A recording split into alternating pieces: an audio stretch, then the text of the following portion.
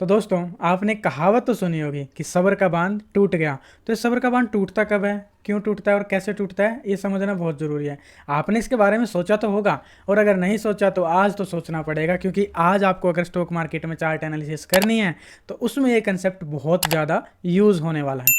तो सब्र का बांध जब भी टूटता है, यानी पानी जब भी एक बांध से टूट के निकलता है, तो उसका स्पीड जो होता है काफ़ी हाई होता है, इसलिए वहाँ पे हमें मोमेंटम देखने को मिलती है पानी की। तो सेम होता है स्टॉक मार्केट में। सब्र के बांध को बोलते हैं साइडवेज मार्केट, और जब भी साइडवेज मार्केट ब्रेकआउट करके निकलती है, ठीक है, तो उस टाइम पे क्या होता है, स्पीड होती है उस स्टॉक के अंदर। तो सेम कंसेप्ट से आज हम समझने वाले हैं टीसीएस प्लस कुछ स्टॉक्स अलग अलग सेक्टर्स के, जिनमें स्विंग ट्रेड की अपॉर्चुनिटीज़ बन रही हैं। तो शुरू करते हैं आज की वीडियो बिना टाइम वेस्ट किए।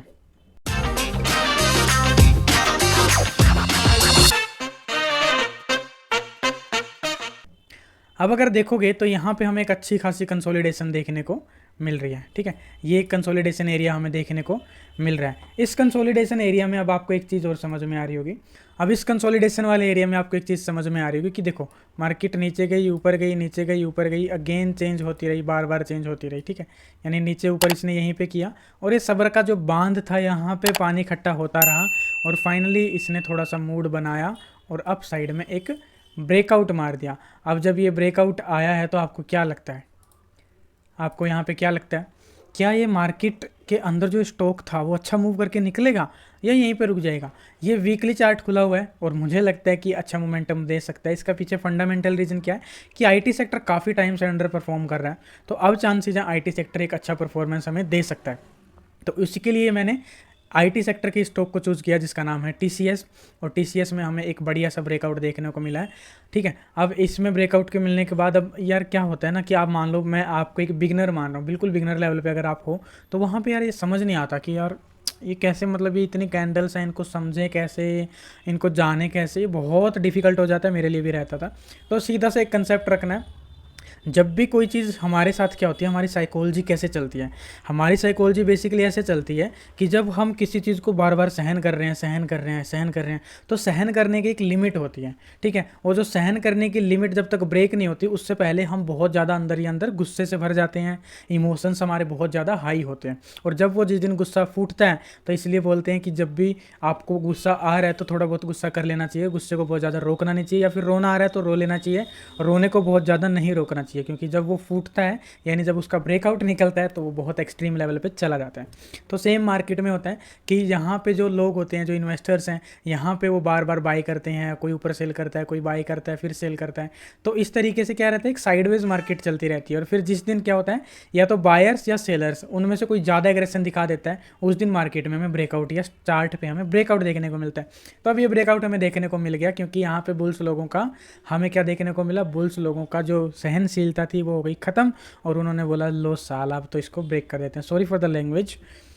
तो यहाँ पे इन्होंने मरवा दिया ब्रेकआउट, और ब्रेकआउट मारने के बाद हमें स्टॉक में अच्छी मोमेंटम देखने को मिल सकती है फॉर द स्विंग ट्रेडिंग। ध्यान रखना, नोट फॉर द इंट्राडे में नहीं बोलूँगा, स्विंग ट्रेडिंग की बात हो रही है, वीकली चार्ट खुला हुआ है।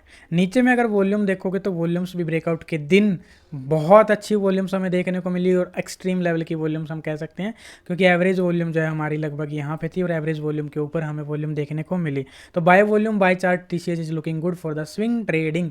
भाइयों समझ आया कि नहीं? मैं कोशिश कर रहा हूँ बहुत सिंपल, मतलब अपने अपने साइकोलॉजी से रिलेट करके चार्ट को एक्सप्लेन करने की। आई होप आपको समझ आ रहा होगा, ठीक है। आना तो चाहिए भाई, अगर फिर भी ना आए तो don't worry, basics of the stock market की वीडियो स्टार्ट होने वाली हैं बहुत जल्दी।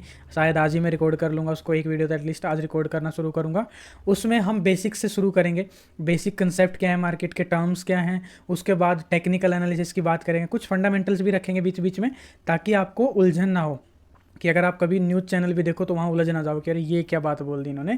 तो थोड़ा थोड़ा fundamental but most of the part हमारा टेक्निकल रहने वाला है, और आपको बहुत मज़ा भी आने वाला है। मैं बिल्कुल सिंपल वे में आपको जो है रिलेट करके, अपनी साइकोलॉजी से रिलेट करके, या फिर पूरी देश दुनिया से रिलेट करके मैं आपको समझाने की कोशिश करने वाला हूँ। आई होप आपको समझ भी आएगा।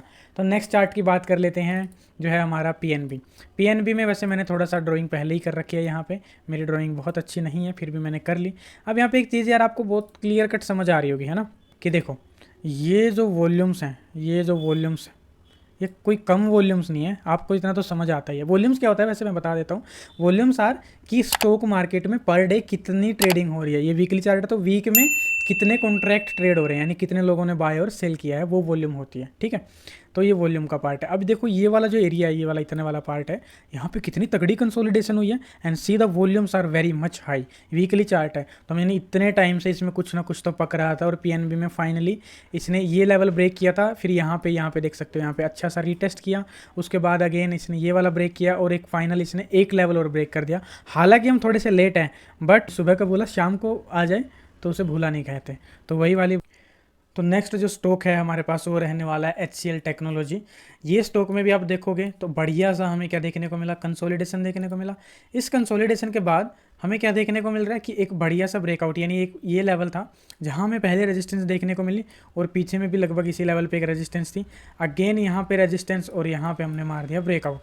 तो सेम यहाँ पे भी आफ्टर कंसोलिडेशन हमें अपसाइड देखने को मिल रही है वीकली बेसिस पे। मैं कह रहा हूँ यहाँ पे एक देखोगे कि एक अच्छा मूव आया था, फिर अच्छी गिरावट आई, फिर मूव आया, फिर यहाँ से जो असली वाली कंसोलिडेशन थी शुरू हुई थी। तो ये वाला एक जो पार्ट था कंसोलिडेशन का, ये ब्रेक होके निकला है और अभी ये स्टॉक थोड़ा सा ऊपर है। तो मुझे थोड़ा सा ऐसे लगता है कि इसको थोड़ा सा अगर ये रिवर्स करे और फिर हम इसको बाय कर सकते हैं। रिवर्सल पे अगर हमें कोई साइन दे बढ़िया सा, ये रिवर्सल का मतलब नीचे आने के बाद एक रिवर्सल का साइन दे देना, तो हम इसमें बढ़िया ट्रेड मिल सकती है स्विंग ट्रेडिंग के लिए। तो ये थोड़ा सा कंडीशनल स्टॉक रहने वाला है, अदरवाइज पहले वाले दो स्टॉक मुझे अच्छे लग रहे थे। इसमें क्योंकि इमीडिएट रेजिस्टेंस है, इसलिए बहुत जल्दी हम नहीं जो है इसको एग्जीक्यूट कर सकते। वेट एंड वॉच वाला सिनेरियो हम थोड़ा सा रखेंगे। ठीक है, जो हमारे पास नेक्स्ट स्टॉक है वो है हमारा बजाज ऑटो। बजाज ऑटो में देखो इतनी ही सिंपल एनालिसिस है बजाज ऑटो की, तो मतलब मज़ा आ जाएगा एनालिसिस करने में। यहाँ पे हमें क्या देखने को मिल रहा है, कितने लंबे टाइम तक ये कंसोलिडेट हुआ, कितने लंबे टाइम तक, बहुत लंबे टाइम तक कंसोलिडेशन के बाद इसने सब्र का बांध तोड़ा, ऊपर गया, ऊपर थोड़ा सा रुका, इस एरिया ऑफ रेजिस्टेंस को इसने थोड़ा सा रिस्पेक्ट किया, डाउन आया और फिर जो लास्ट रिवर्सल वाला पैटर्न था उसमें इसने डबल बॉटम बना के अप साइड में आज बढ़िया वाली, आज नहीं मतलब वीकली कैंडल बहुत बढ़िया वाली, और नीचे में वॉल्यूम्स भी काफ़ी स्ट्रॉन्ग। तो बजाज ऑटो भी मुझे काफ़ी अच्छा लग रहा है स्विंग ट्रेडिंग के लिए। अब देखो सीधा सा फंडा है भैया, ब्रेकआउट मिलना चाहिए, कंफर्मेशन होनी चाहिए, स्टॉक मोमेंटम में होना चाहिए, स्टॉक मोमेंटम में है, ब्रेकआउट मिल गया, डबल बॉटम बना है, अप ट्रेंड है, वॉल्यूम अच्छी है, इतनी ज़्यादा कंफर्मेशन और क्या चाहिए भैया। इतनी कंफर्मेशन मेरे ख्याल से काफ़ी रहती है। ठीक है, इंडिकेटर्स लगा के देखना चाहो तो बहुत इंडिकेटर लगा के देख सकते हो, बट वो कन्फ्यूजन क्रिएट करते हैं। तो बेसिकली मैं इंडिकेटर यूज़ बहुत कम करता हूँ, रेयरली करता हूँ। कभी कोई स्टॉक में बहुत ज़्यादा डाउट हो जाता है तब यूज़ करता हूँ, अदरवाइज जहाँ पे सिंपली चार्ट ही सब कुछ कह रहा है वहाँ ज़रूरत होती नहीं है। तो आई होप आपको थोड़ा सा समझ आया होगा। चार्ट्स को लेके मैंने काफ़ी इसको सिंप्लीफाई करने की कोशिश की है, कि जितना मैं सिंप्लीफाई कर सकता था उतना मैंने इसको सिंप्लीफाई करने की कोशिश किया है। और अगर आपको समझ आया होगा तो ये वीडियो बनाना सक्सेसफुल हो जाएगा। बट हाँ, अगर कन्फ्यूजन हो रही है कि ये कैंडल स्टिक कैसे पढ़ें, फंडामेंटल्स कैसे देखें, उसकी वीडियोस बहुत जल्द आने वाली हैं। चैनल को सब्सक्राइब कर लो, वीडियो को इसको लाइक कर देना, ताकि मुझे पता चले कि आपको जो मेरे सिखाने का तरीका है वो कहीं ना कहीं ठीक लग रहा है, समझ आ रहा है। और कमेंट बॉक्स में भी बता सकते हैं, और क्या मैं इंप्रूव कर सकता हूँ उसको बताने में, और कितना सिंप्लीफाई करके, क्या मुझे और सिंप्लीफाई करना चाहिए और अच्छे से बताना चाहिए, वो सब भी आप मुझे कमेंट सेक्शन के अंदर बता सकते हो। मिलते हैं नेक्स्ट वीडियो के अंदर, तब तक के लिए bye bye. My name is Sandeep, we are from सिम्फरिन। जय हिंद दोस्तों।